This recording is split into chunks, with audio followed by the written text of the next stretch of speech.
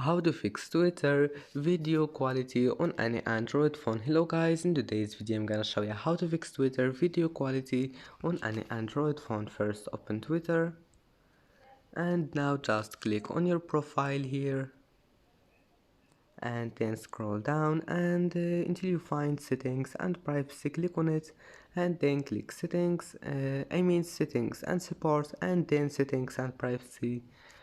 And here just scroll down and here we'll find accessibility, display and languages, and now data usage.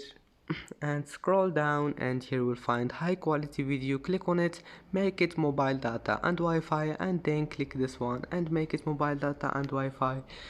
And that's it. Now just try again and your problem must be fixed. And that's it for today's video. If you like this video, please don't forget to like and subscribe, and thank you for watching this video until the end, and see you in the next video.